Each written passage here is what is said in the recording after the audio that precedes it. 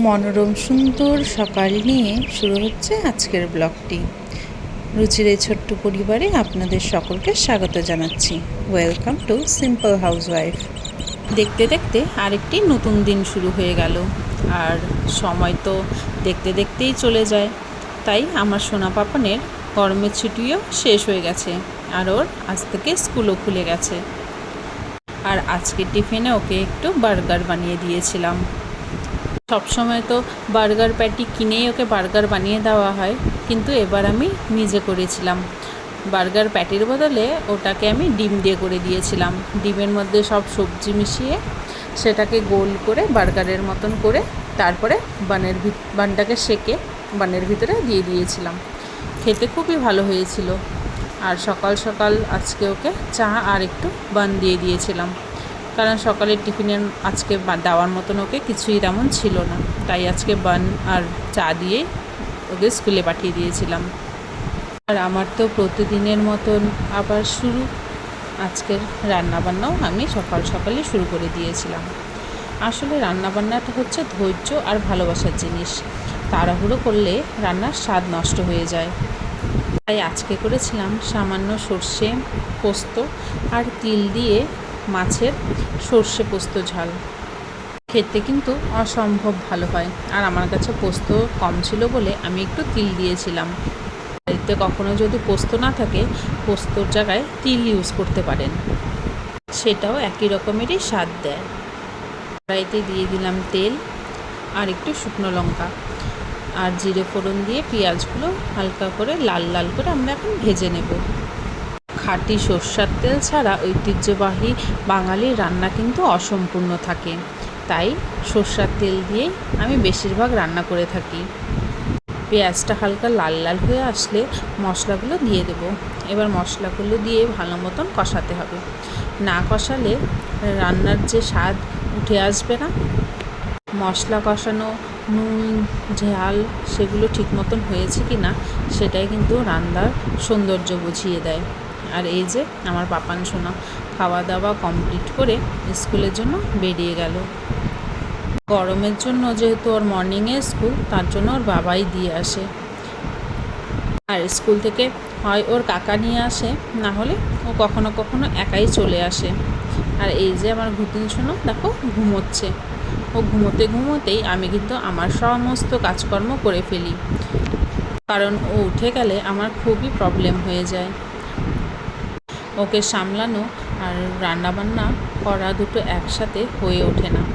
তাই সকাল সকাল যেহেতু ও ঘুমিয়ে পড়ে, আমি সকাল সকাল প্রায় 90% কাজে কমপ্লিট করে রাখি। আর মশলাটা কষে তেল ছেড়ে আসলে পরিমাণ মতন জল দিয়ে দেব। তার মধ্যে দিয়ে দেব কিছু ডিম। আমার হাজব্যান্ডের এভাবে রান্না খেতে খুব ভালো লাগে, বিশেষ করে ডিম। তারপরে একটু টক দই দিয়ে দেবো। টক দইটা কষানোর সময় দিলে বেশি ভালো হতো, আমি ভুলে গিয়েছিলাম বলে আমি পরে দিয়েছি। ডিমগুলো সেদ্ধ হয়ে গেলে ভালো মতন আর জলটা ভালো মতো ফুটে আসলে তারপরে মাছগুলো ছেড়ে ভালো মতন আরও ফুটিয়ে নেব। এটাকে ভালো মতন কষিয়ে এটা যখন একটু জলটা কমে কমে আসবে, তারপরে তার উপরে ধনিয়া পাতা ছড়িয়ে দেব। এরপরে এটাকে নামিয়ে নেব। এদিকে আমার ভাতটাও মোটামুটি হয়ে এসেছে। যারা ঝরঝরে ভাত খেতে পছন্দ করো, তারা ভাতের মধ্যে কয়েক ফোঁটা লেবুর রস দিয়ে দিবে, তাহলে সেটাতে ভাতের গন্ধটাও চলে যাবে আর সাদা ভাতটাও ঝরঝরে হয়ে যাবে। এরপরে আমার ছেলের ফেভারেট ভেন্ডি ভাজা করে নেব। ও ভীষণ ভেন্ডি ভাজা খেতে ভালোবাসে। ভেন্ডি থাকলে পরেই বলে, মা আমাকে ভেন্ডি ভাজা করে দাও, ভেন্ডি ভাজা করে দাও। তো ভেন্ডি তো আজকে অনেকগুলো ছিল, তো কিছুটা বেশিরভাগটা কেটে ভাজা করেছি আর কিছুটা কেটে ভেন্ডি মশলা করেছিলাম। ভেন্ডি মশলা করার জন্য প্রথমে কড়াইতে সরষের তেল, শুকনো লঙ্কা ফোড়ন দিয়ে, কালো জিরা ফোড়ন দিয়ে, তারপরে পেঁয়াজটা দিয়ে লাল লাল করে ভেজে নেব। তারপর মশলা দিয়ে ওটাকে ভালো মতন কষিয়ে নিতে হবে। আর এদিকে দুটো ডিম ভেজে নিলাম। আমার হাজব্যান্ড অনেক দিন থেকে বলছে এইভাবে ডিম ভাজা খাবে, তো ওর জন্য আমি দুটো ভাজা করে নিয়েছিলাম। আর একটু করেছিলাম ডিমের টক। মাছের ডিম দিয়ে টক খেতে আমার ভীষণ ভালো লাগে। আর এই যে আমার সোনামা পড়তে যাওয়ার জন্য রেডি হচ্ছে, বই গুছোচ্ছিল। আসলে স্কুল খোলার পর থেকে তো সব কিছুর রুটিন চেঞ্জ হয়ে গেছে, তাই সকাল সকাল পড়তে যাওয়ার জন্য ও রেডি হচ্ছিল। এইদিকে ভেন্ডি মশলাটাও মোটামুটি হয়ে এসেছে। আর এই যে করছিলাম একটু ডিমের টক। প্রথমে মিষ্টি কুমড়া বেগুনটাকে ভালো মতন ভেজে নিলাম। ভাজতে ভাজতে যখন 50% ভাজা হয়ে যাবে তখন ডিমটা দিয়ে দেব। ডিমটা দিয়ে ভালো মতন ভেজে নেব। তারপরে তেঁতুল দিয়ে দেব আর জল দিয়ে দেব।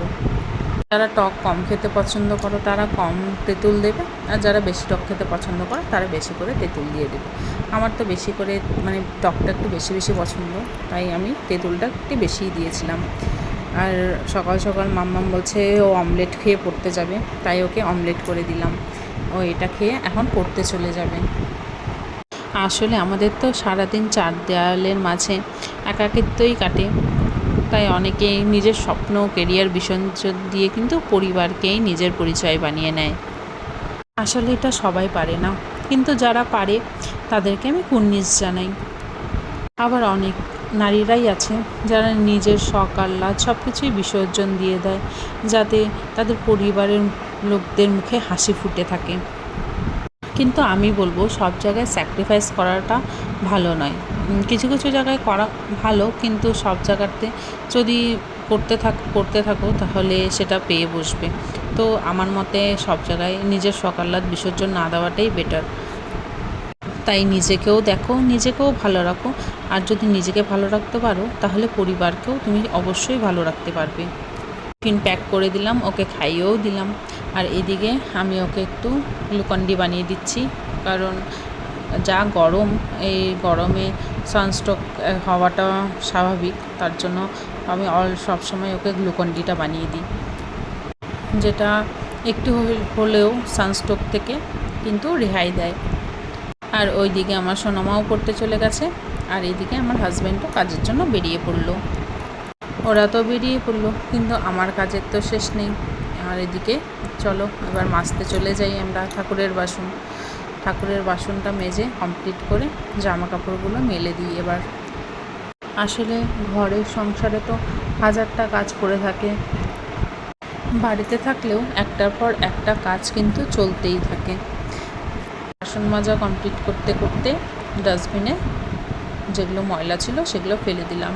এর মধ্যে দুধওয়ালা দুধও দিয়ে গেছে, সাথে পনিরও রেখেছিলাম। পনিরটা খেতে কিন্তু ভীষণ ভালো। যার কাছ থেকে আমি দুধ নেই তার কাছ থেকেই আমি পনিরও নিই। পনির তো কালকে বানাবো, তাই ফ্রিজে রেখে দিলাম। আর এদিকে কিন্তু সকাল সকাল আমার হাজব্যান্ড আজকে মাছও নিয়ে চলে এসেছে। দুধটা জাল দিতে বসিয়েছি। এইদিকে আমার ঘুটুন সোনা কিন্তু ঘুম থেকে উঠে গেছে। দেখো ঘুম থেকে উঠেই কেমন করে বসে আছে। যতক্ষণ না আমি হাত পাতবো ততক্ষণ কিন্তু এক পাও এগোবে না।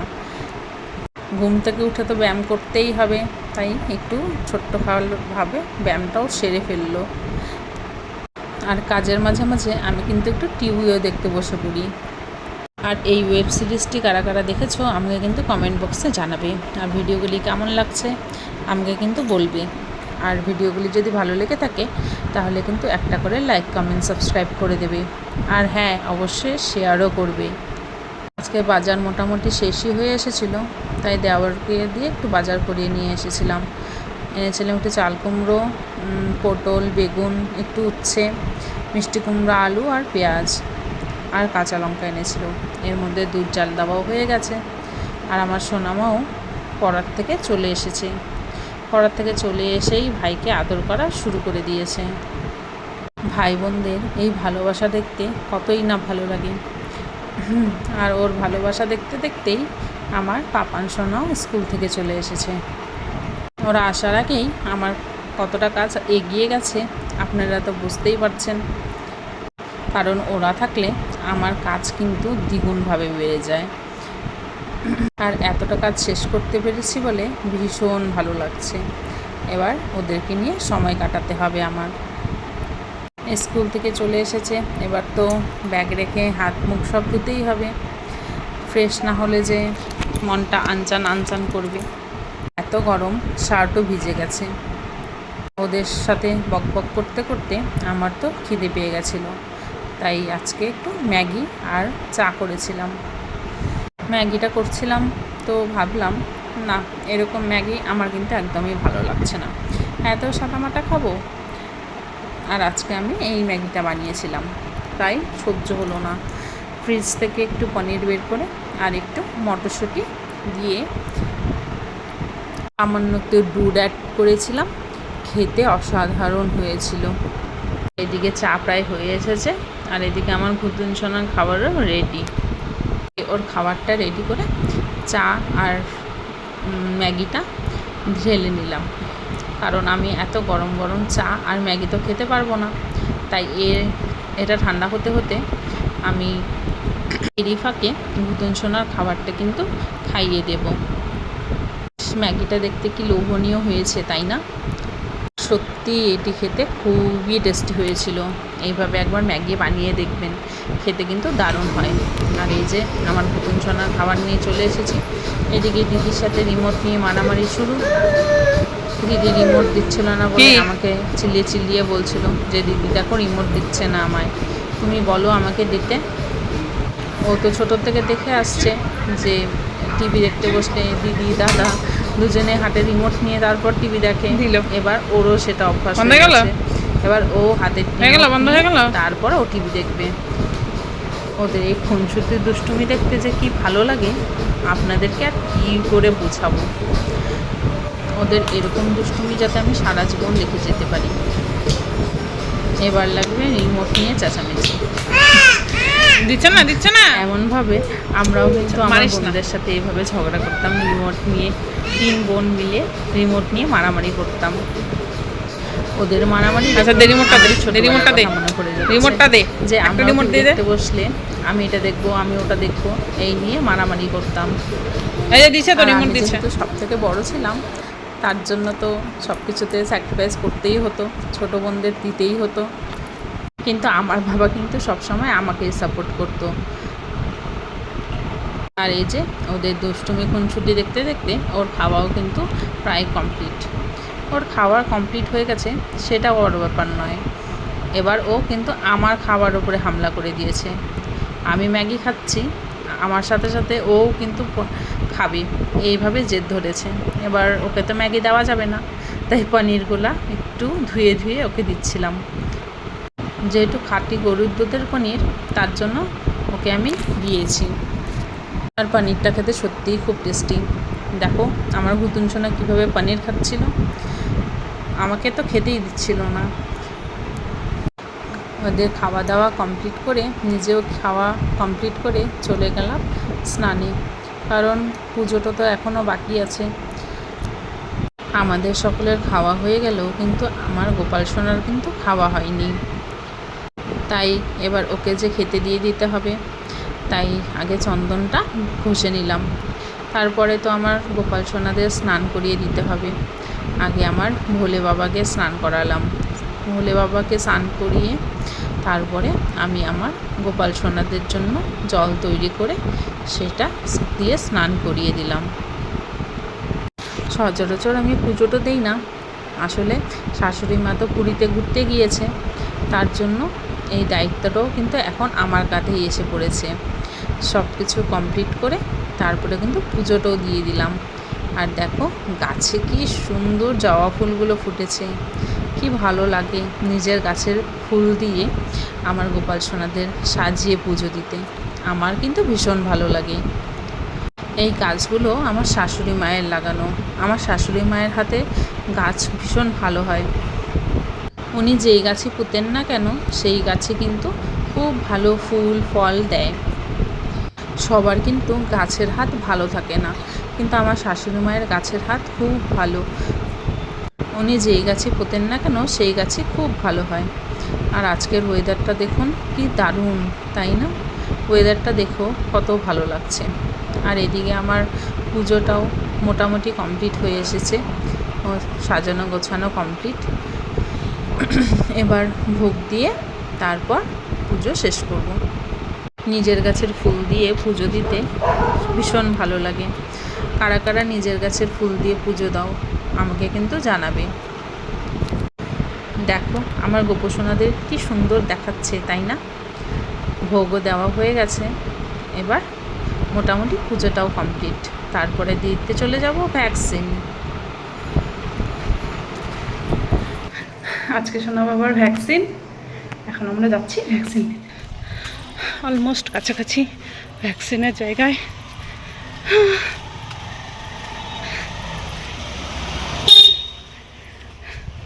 বাইরে রোদ যেমন, গরমও তেমন। বাবারে বাবা, ভ্যাকসিন হয়ে গেছে।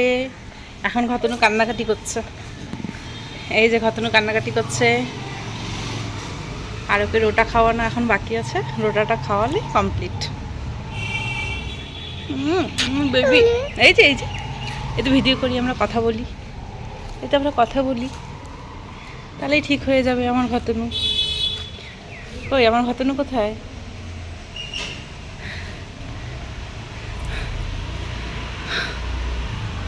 জায়গাটা খুব সুন্দর, চারপাশে গাছপালা, ভীষণ ভালো লাগছে। এটা একটা স্কুল। হ্যাঁ, এখানেই ভ্যাকসিন দেওয়া হয়।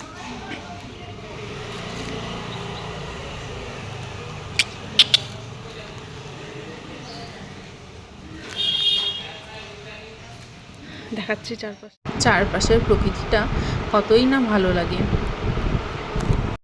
এরকম দেখে আমারও আমার স্কুলের কথা মনে পড়ে যায়।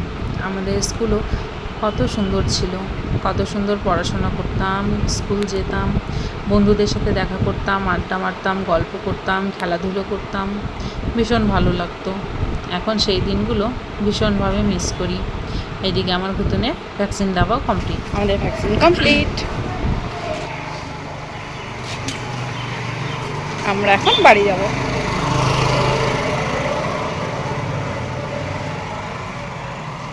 চলে এসেছি বাড়ি। গরমে আর ভালো লাগছে না। বাইরে তো রোদ হালকা, কিন্তু ভীষণ তাপ, আর এত গরম, বাবারে বাবা, দুজনে ভীষণ হাঁপিয়ে গেছি। চল, ইঞ্জেকশন লাগিয়েছে। কোথায় ব্যথা? এখানে না, ব্যথা হবে না, চোখে ওইখানে খেয়েছে। বাড়িতে এসেও কিন্তু কাজের শেষ নেই। বাড়িতে এসে জামা কাপড় যেগুলো ছিল সেগুলো ধুয়ে নিলাম। আর এইদিকে আজকে আমার সোনামা চলে যাবে তার পিসির বাড়ি, তো আমি ওর ড্রেসগুলো গুছিয়ে দিলাম, যেগুলো ও নিয়ে যাবে। ওরা নিয়ে ওর ব্যাগটাও প্যাক করে দিলাম, আর ওকেও আমি রেডি করে দিলাম। দেখো, স্নান করে আমার সোনামা রেডি। আর এদিকে আমার ঘুদুন সোনার খাবারটাও বসিয়ে দিয়েছি। এবার আমি আমার সোনামাকে খাইয়ে দেব।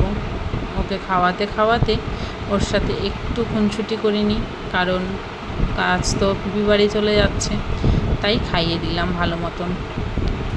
ও দিনে একবার হলেও কিন্তু আমার হাতেরই খাবার খাবে, মানে আমার ওকে কিছু না কিছু বানিয়ে দিতে হয়। যে কোনো এক টাইম হলেও আমাকে ওকে বানিয়ে দিতে হবে বা খাইয়ে দিতে হবে। ও একটা টাইম হলেও আমার কাছেই খাওয়ায়। কখনো যদি দুপুরে খাইয়ে দিতে না পারি, তাহলে কিন্তু ও রাতে আমার কাছে খায়। তুমি কোথায় যাচ্ছ? হ্যাঁ, কবে আসবে?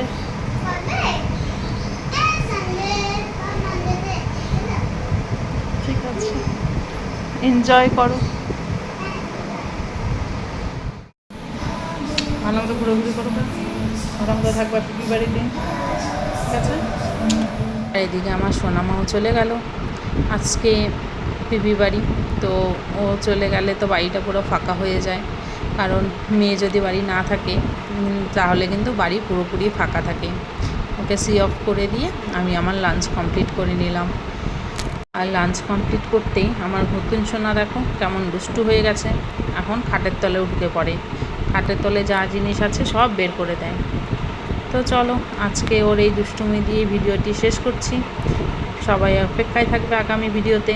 সকলে সুস্থ থাকবে, ভালো থাকবে। রাধে রাধে।